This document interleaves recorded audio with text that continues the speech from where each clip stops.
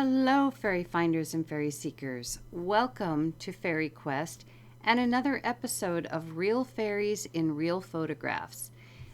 This time we are at Lions Park in Marshalltown, Iowa, and this is a little different than the usual Real Fairies in Real Photographs video, as we are only going to use one photograph that I took out of 65.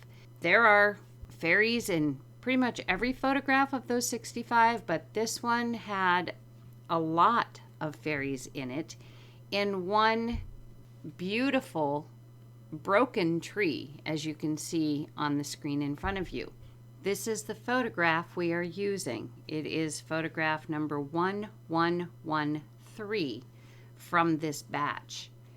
There are many, many more fairies in this particular photograph, but I am going to share with you the ones that showed up the strongest.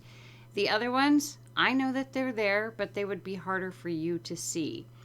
But it is amazing how one photograph can have so many amazing fairies in it. Happens pretty much in every location, sometimes with more than just one photograph. Sometimes many of the photographs have this many fairies in them plus. So let's take a look at who came out to visit on October 1st, 2021 at Lions Park. So I thought it might be easier to do it in Photoshop for you so that I didn't have to write a whole bunch down here and try and explain perhaps what we're seeing. Some of them are very easy, some are not. So we have 11 photos here that we will be going through, and I've done a little extra here so you can always pause the video if need be. And before we get started, if you like this video, please don't forget to hit the thumbs up button. And if you haven't subscribed, please do. We've got more videos like this coming to you. So this first picture we have on the screen here is, I'm assuming, a leaf on the ground or a little bit of growth on the ground. And I have put it in a rectangle on the picture. And on all of them, I've put a picture with the markings and one without, a little bit enlarged. So what I spotted in this box are these two little beings here. And they are kind of faded in, or at least the one on the side is a little faded in, and this one tried to be. There's also, oddly enough, what appears to be an apple here. It's got the stem, it's a green apple, but there are no apple trees here. So this is something these two are playing with. Okay, these two guys. Here's the apple. You can see the stem and okay, and it's down here also. So we've got this little one, okay, with the, as my husband called it, the Robin Hood hat. And we can see the little face. Here's an eye. Here's the little nose, the mouth. He's having a lot of fun. And the body. And we can see in this one, which is kind of covered up a little bit in this one, the legs hanging down over the edge of this leaf. Then we can see this little one here, blended in even more than this one, but we have another little Robin Hood hat. We have an ear, eye, nose. Here's an arm. Here's a leg right here. This one's trying to climb up, it looks like, into the leaf. And you can see them here. I didn't spot this one right away, not until I made it a little bit bigger, but now that I see them, but it's the apple that's interesting. Like I said, there are no apple trees in Lions Park. So that's a fun thing that they have manifested, that they have brought forth with magic. However it works, there it is. All right, so moving on to the second picture. Now this one is really quite odd, although I shouldn't really be surprised at anything that I've been finding or that I have found since I started photographing in 2016. You never ever know what you're going to see in the photographs. We see on the screen here a girl dressed very interestingly, almost, I'm going to say, a foreign land. Definitely not like here in the US. But she is a very stylish individual, and she is hanging from the end of this branch. It looks like her foot is on the ground here, but it's not. It is actually hanging in midair. She is hanging in midair. Now we can see the foot, which seems to be separated, but again, these beings, these fairies, they can morph into whatever they need to hide. She wasn't amongst greenery. She was amongst the more, I don't want to say dead, the leaves that are turning. Or maybe that is a dead one, because this tree was damaged. So she was amongst the dead leaves, so she had to take on an appearance that might not be noticed. But she didn't have a lot of time, apparently, because as we see, she's got her arm up, bent at the elbow towards her face, and we can see her little fingers as she's like partially covering her mouth, as though I really took her by surprise by walking up to this tree so quickly. She has dark hair, interesting hat. We can see facial features a little bit. She's faded them in really well, but I see a mouth, a nose, an eye, and an eye, and she's made it look like her foot is not connected to the rest of her body. She has actually taken on a really amazing dry leaf appearance, but you can tell it's pretty clear here. So cool. Okay, so picture number 3, we have a very interesting looking being. I have no name for this one, but we can see right here, it was above her in the green and has kind of taken on some light, kind of like what's around here, trying to blend in that way. So what we have in my upper outlined picture is fairly accurate for this one. A lot of times it isn't all that accurate, but we can see eyes right here, and it has a mouth, and its tongue is sticking out of its mouth. We see fingers, okay, and we see fingers down here, arm. Not sure where the arm is on this side, but we do see the fingers. And it almost looks like it is grasping this leaf here. So I'm assuming that the arm is kind of under the leaf a little bit, but I have nothing on this one. I can't even imagine what species this could be, but it looks like it was ready to have a meal with this leaf. All right, so picture number 4. Now here we have the guy that we just looked at, and rather large over here by this tree, we see this being here.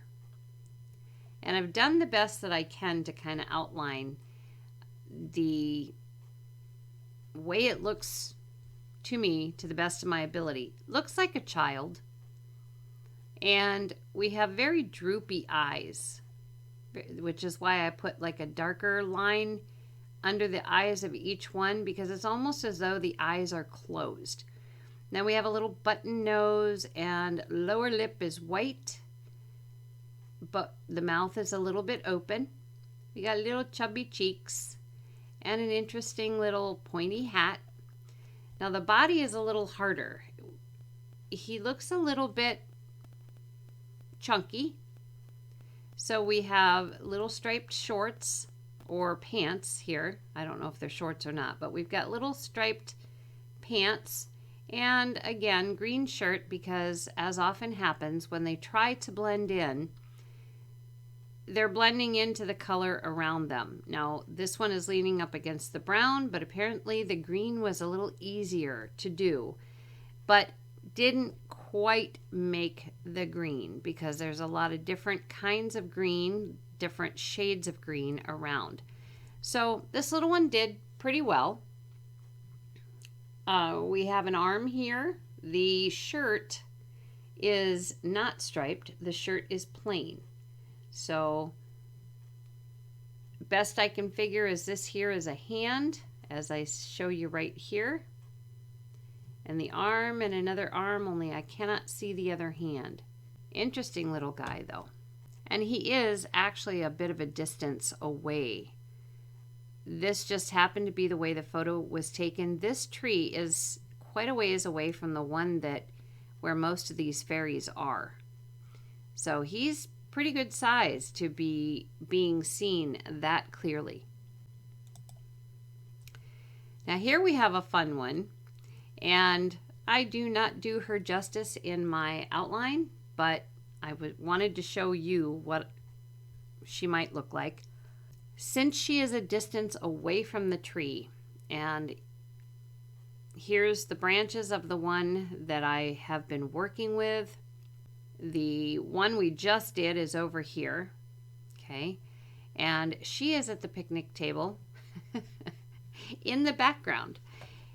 And what I see is she's dancing and having an absolute fun time on that picnic table. And she's pretty good size too, because we can see her pretty clearly on top of that picnic table.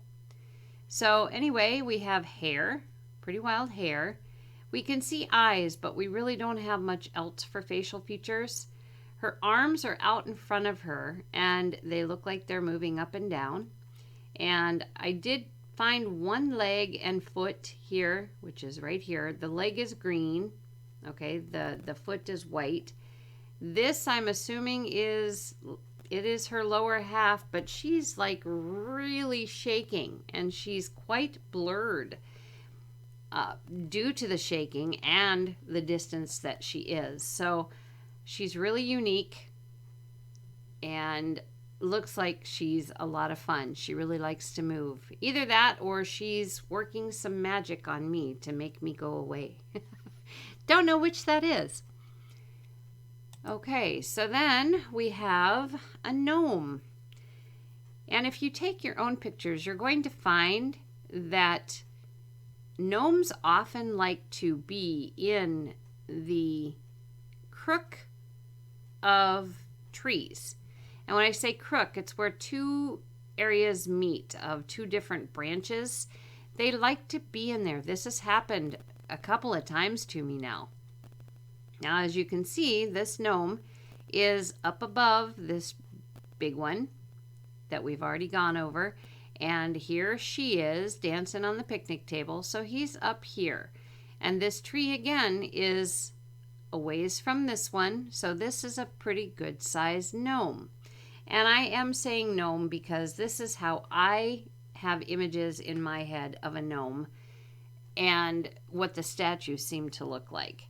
The only thing missing on this little guy seems to be a beard, unless the hands that I've outlined here are a beard. I don't know. But to me, it looked like, here is his hat. We can see, eyes, dark eyes. His little nose, even a nostril, which I didn't put in here. Smiling, little chubby cheeks. And then it looks like he's got his arms kind of like a rabbit would hold its arms and hands, or pictures depicting rabbits, how they would do that in front of their bellies. And then we can see lower part of him, though I'm not sure I have the legs exactly right in my drawing. The one he may have his legs a little more spread apart, but this is what I am currently seeing. So these here that I have as hands may actually be part of a beard, but I don't know for sure. Or it could be arms and hands. So sometimes they're not super clear and I have to guess at it, but we do know it's a gnome, at least how gnome statues are depicted. Now we have number 7, and this one is a little harder to see. It is in the tree that I originally started with. As you see, we have the girl hanging from the branch. We have this very interesting looking guy. We have the large one in the background. So we're back to this tree. And there is a being right here. This being is wearing a very interesting pointed hat, okay? And it has either flowing bird wing type sleeves, or it has like bird wings, okay? A very long outfit and little feet, and it's hanging on to this stem here as though it's afraid I'm going to pluck it out of the tree and take it with me, which I would never do. But it's hanging on regardless. Or perhaps when I came along, it took a step and had to grab hold because the step, it was paying more attention to me. We also have a nose and eye and a cheek here that we can see very clearly if we look closely. Then we have close to this one that we just showed you, and in between, actually in between that one and this interesting cone-headed one with the tongue sticking out, is this girl here. Now she appears to be sitting on something because she's sitting like a lady. Her knees are together. We see knees here. We can't see all of her upper body here because there's a leaf here. But we do see hair and her profile. Here's an eye, here's a nose, here's her hair. So she was tucked in behind that leaf, sitting on something, seeming to be very shy. Picture number 9. I think this one's adorable, and I'm not exactly sure what it is. It's another one of those really cool pictures. And this one I might actually have to enlarge for you a little bit here because, oh my, it is so cute. All right, so here is my depiction of it. And I'm definitely, my outlines never do justice, but you can see that it has a good size eye here, okay, with pupil of some sort. This eye, we can only get black. We have a nose, it has its mouth open. And then we have an arm here and a hand around this stem, and another arm and hand here. And I really don't know where the rest of the body is. But what I didn't include were like the head spikes, what looks like head spikes to me. So if I scroll down here to this one, I'm hoping that you can see the head spikes that I'm talking about, and that you can see the face of this being that is so cool. And then you can see the arm and the hand here. And this hand is blurred, but I can see that it is holding on to this stem. So if I bring it down again a bit, sometimes you can see them really good when they're smaller and sometimes not. But I'm hoping you can see that one because it is so cool. Kind of reminds me in a way of, I don't know, thing comes to mind is a sloth. But we don't have miniature sloths that I'm aware in Iowa, and we don't have sloths any size in Iowa that I'm aware. So he's just a really cute, cute little being. And then we have out further, this is in the tree pretty much right above, I think, the girl on the picnic table, dancing on the picnic table. And all we have of this one is just the head. The rest of the body must still be in another dimension. It was coming in and must have stopped hearing me or seeing me, even though it's a distance away. It probably could have continued manifesting either way, in or out, and I would not have noticed. The only reason I know it's there is because I went through my photograph, but I did not see any of these with the naked eye. So this one looks as though it's upset, crying, like hand under the eye. So we have, and again, the eyes, but they're not exactly like them. The nose, the button nose. This here is a chin. Here's the mouth. It's wearing a hat. And I'm finding it hard to determine where the hand is, the other hand and the arm, and what's the neck. It has something to do with this part here, but I just didn't feel right marking it off because I can't really tell. This is interesting though. This little hand or claw or whatever you want to say has like little spikes on it. A little hard to see, but I tried to put them on here too, and I don't know if you'll be able to see that or not, but they're little spikes on the bottom of the hand. They don't look like fingers, they actually look like claws, and you can kind of see the line that runs back from them onto the back of the hand. Pretty interesting. But there he is, way up in that tree, upset as all get out. And this dark bit here is this branch. So it's not really a color. So what these are is hard to tell. And the last picture, and again, there were more in the photograph, but these were the ones that I thought that you could see the best. So that's what I used. We have a little, I'm going to call him an elf. I could be wrong on the species. It is interesting, this one, because it looks like he was either morphing in or morphing out. So we have a head and we have an arm and a hand, but then there's a gap to where the body should be. There's a gap. So anyway, here is the hat. We even can see the bend, okay?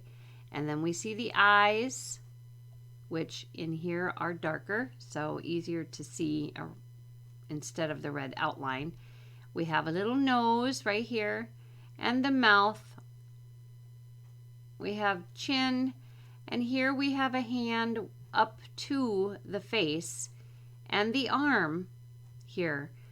But again, either morphing in or morphing out, and we have a head and we have an arm. They are so incredibly magical. It's so fun. So anyway, that is what we have for the pictures for this one picture from Lions Park. And at the very end of this video, I have put a picture of all the markings of these beings and where they were in the photograph so that you have a better image. And unfortunately, I can't make the picture any larger for you because YouTube only allows for a certain size, but it'll give you an idea of how many beings there actually were in this one small area. So I hope you enjoyed, and I think what I'm going to do for the next video is choose one of the beings from this photo and do a dowsing to get a message from them. Find out what their name is and get a message. So stay tuned for that. So until next time, take care.